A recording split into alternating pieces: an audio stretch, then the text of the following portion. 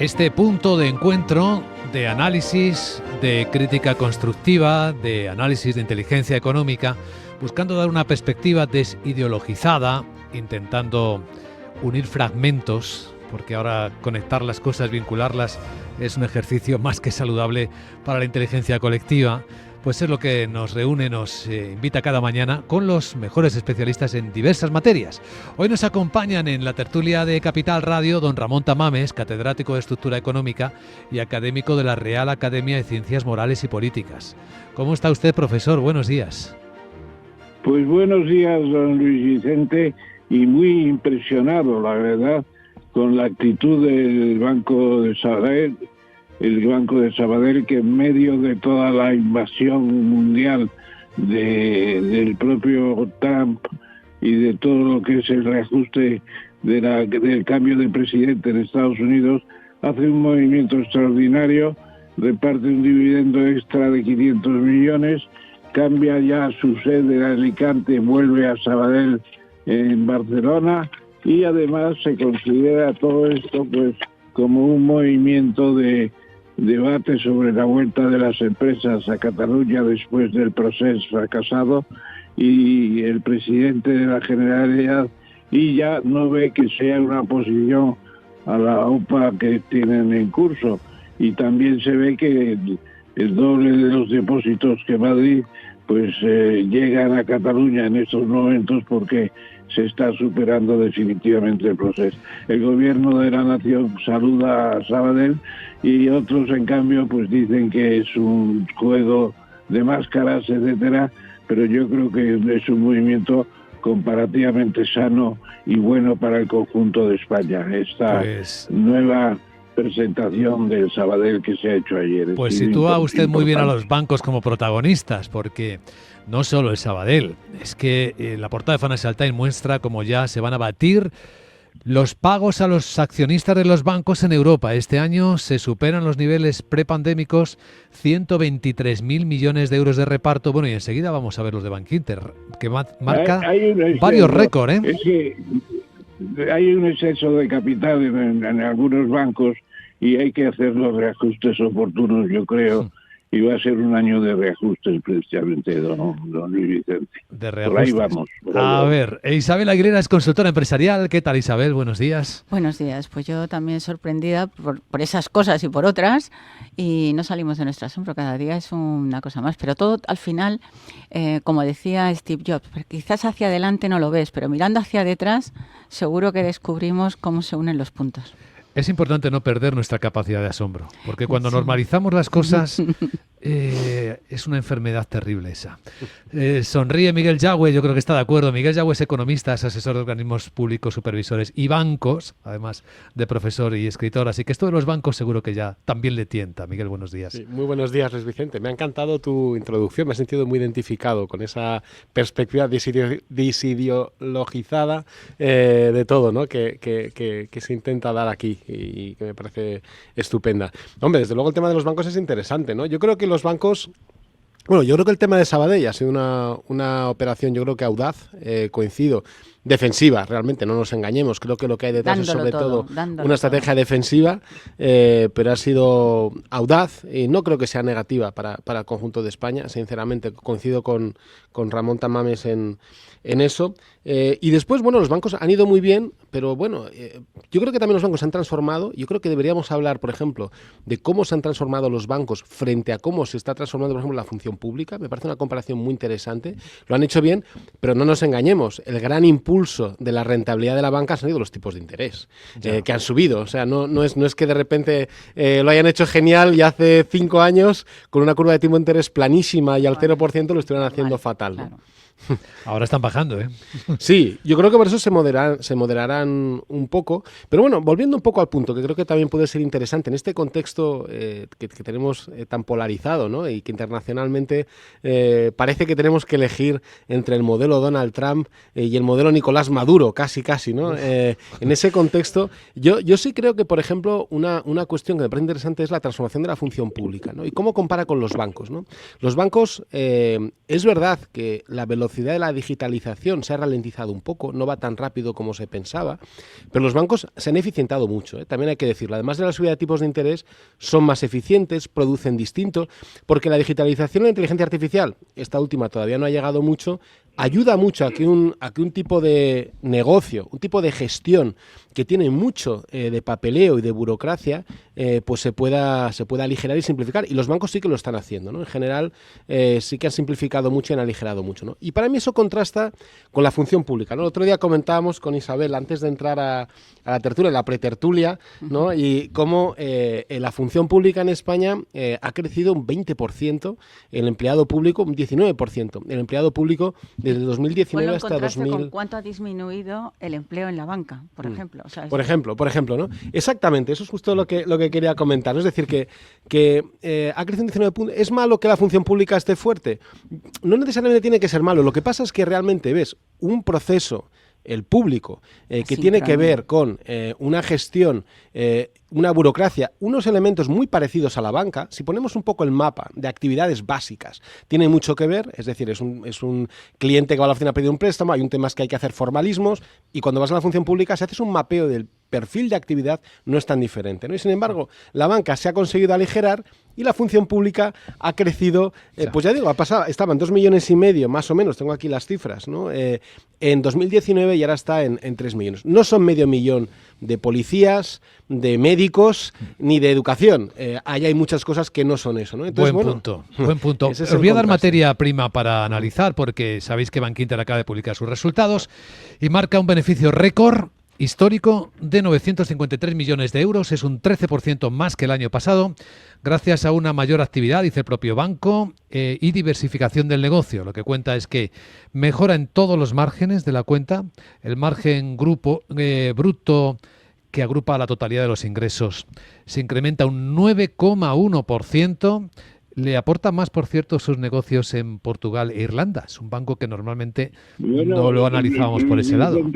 Luis Vicente, no hace falta irte a esos bancos más modernos quizá en su concepto, etcétera, etcétera, porque el exceso de capital que tiene en estos momentos el Sabadell está estimado en 2.900 millones. Lo que se ha repartido hoy o ayer es 500 millones de anticipo, pero es un tesoro lo que hay ahí acumulado y lo que está en juego con la OPA. Vamos a ver la OPA por dónde va, porque irse otra vez a Sabadell no es cualquier decisión, es una decisión muy importante, porque además marca una pauta que inició ya alguna otra entidad hace pocos días, y eso es bueno. Yo coincido con el presidente de la Generalidad, el señor Illa, que la cosa puede estar casi normalizándose en Cataluña.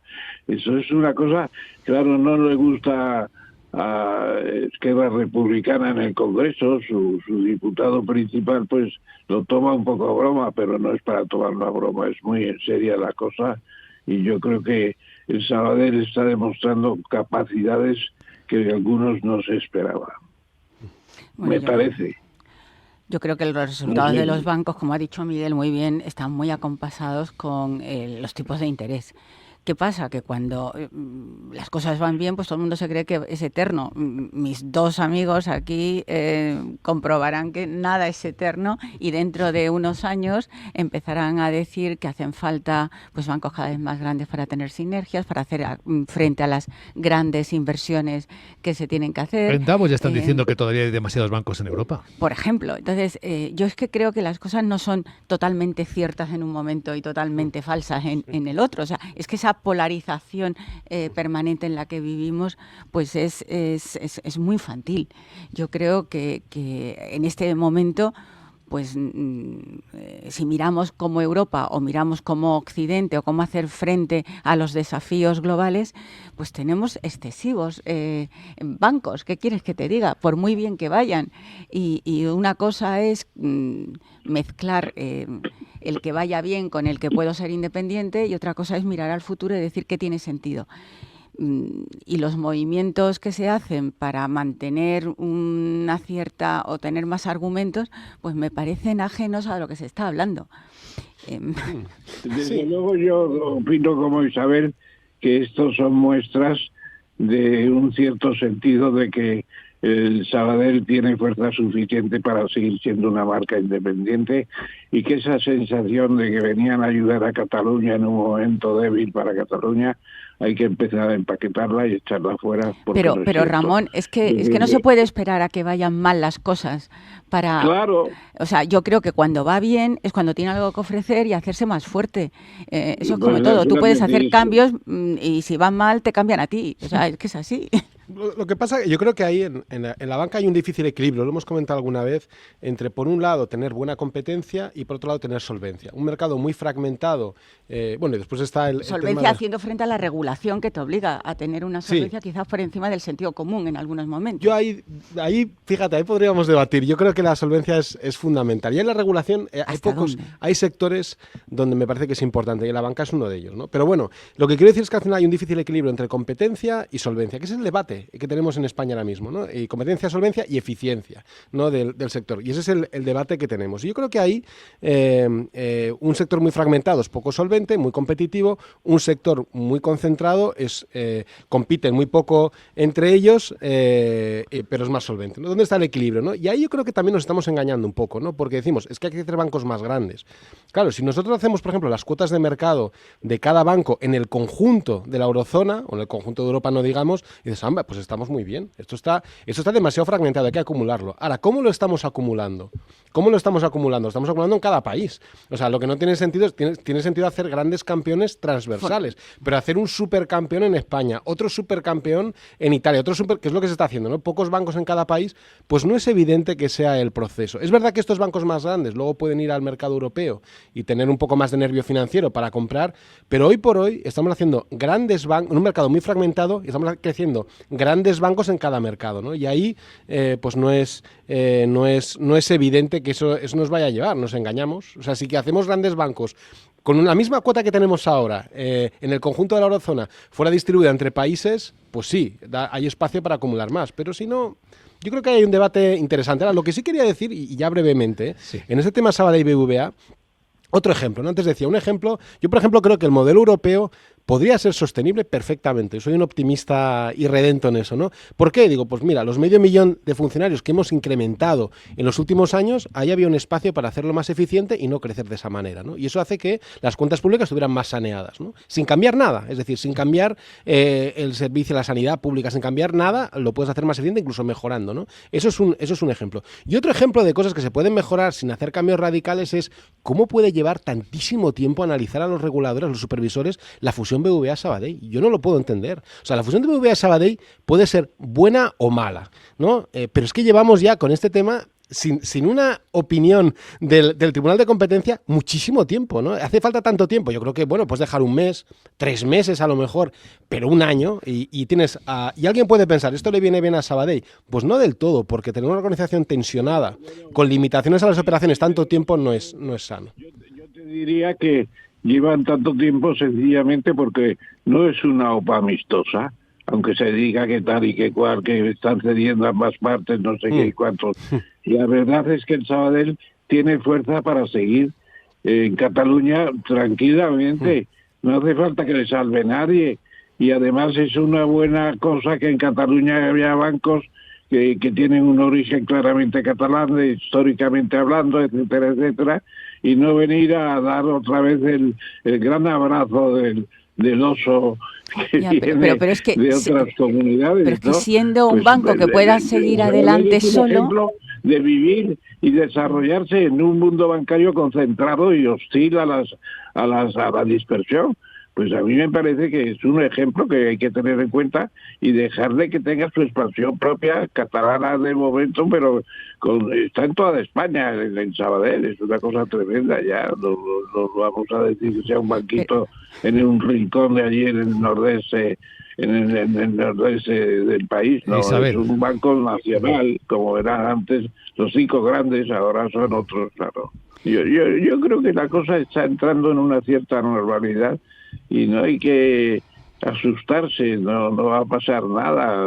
Sabadell puede seguir perfectamente. A ver qué dice ahora el Banco de España después de esta movida de de ayer, pues algo tendrá que decir el señor Escrivá, no sé qué va a decir. Eso tampoco cambia mucho la pero escena. el gobierno no era muy partidario de la OPA, que digamos, ¿no? Isabel. Pero es También que yo creo que no solamente se realiza una fusión bancaria o fusión entre dos empresas para rescatar a una de ellas. Oye, que vaya bien, y es un buen banco, y es un banco excelentemente dirigido, y es atractivo.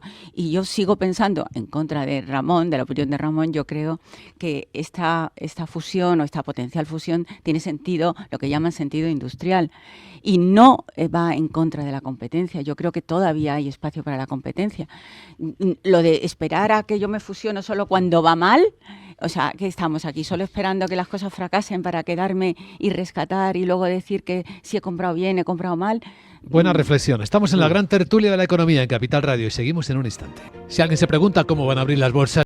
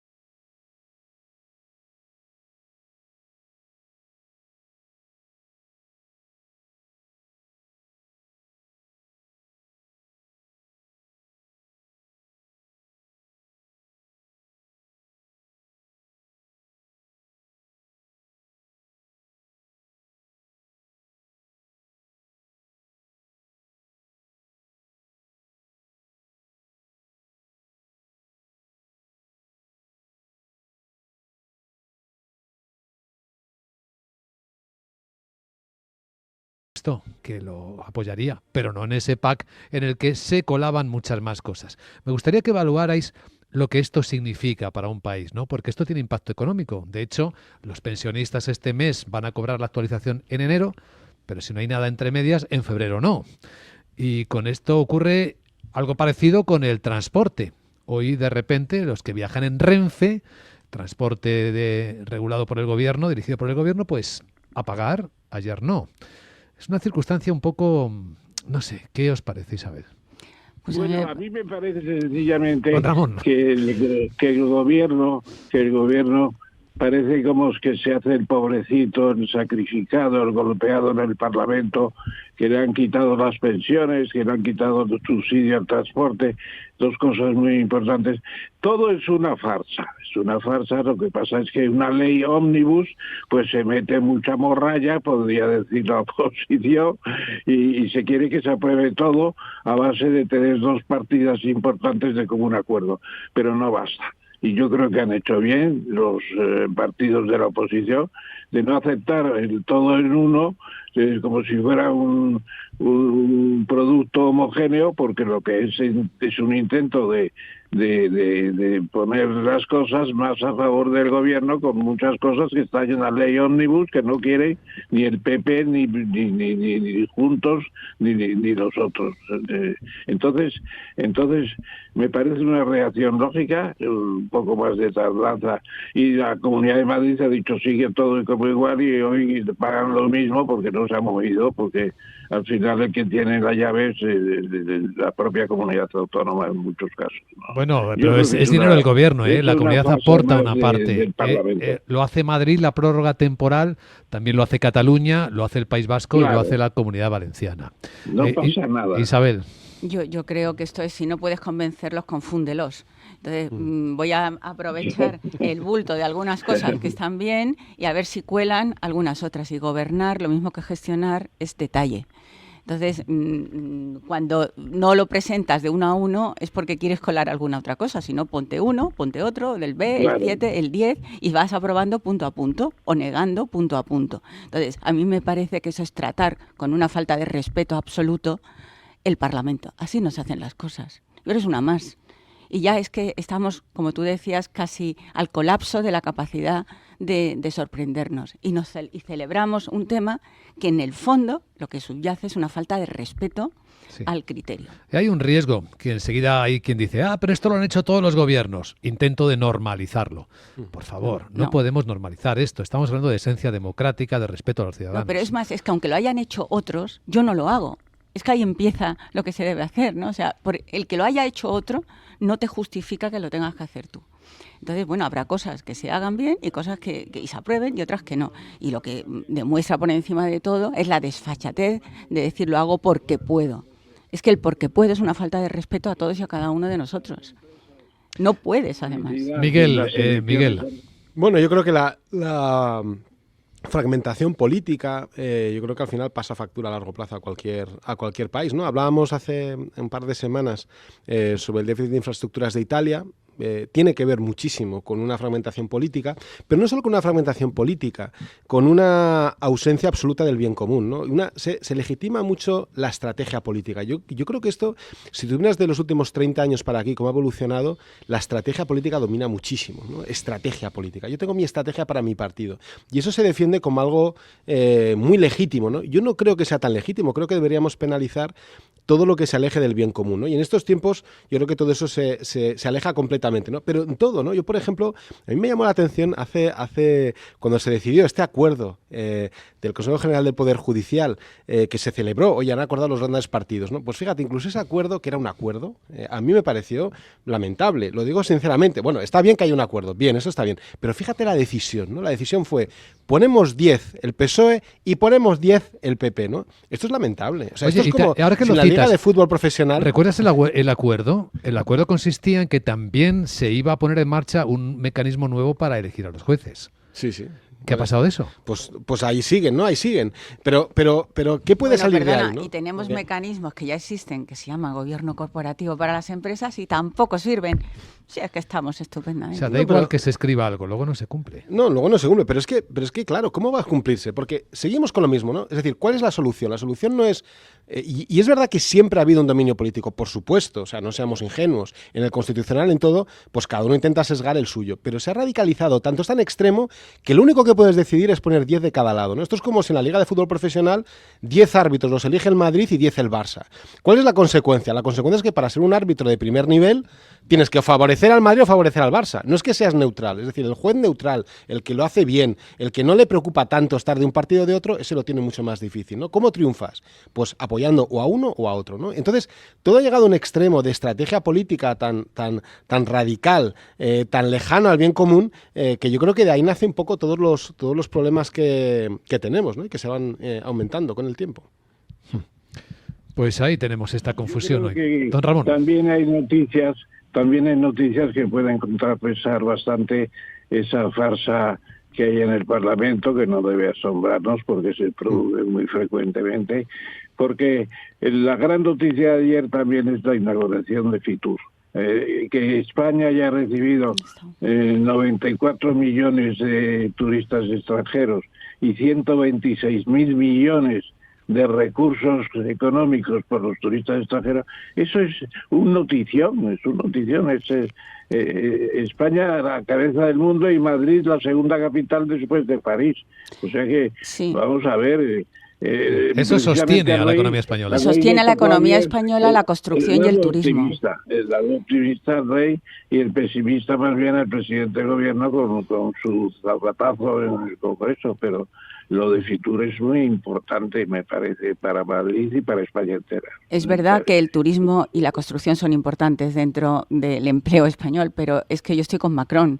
Europa y España, como parte de Europa, tiene que invertir en otros sectores, en industria, en inteligencia artificial, en infraestructuras. Es que no podemos confiar nuestro destino a solo turismo y solo construcción, que ya por ahí ya hemos pasado. La memoria no puede ser tan corta.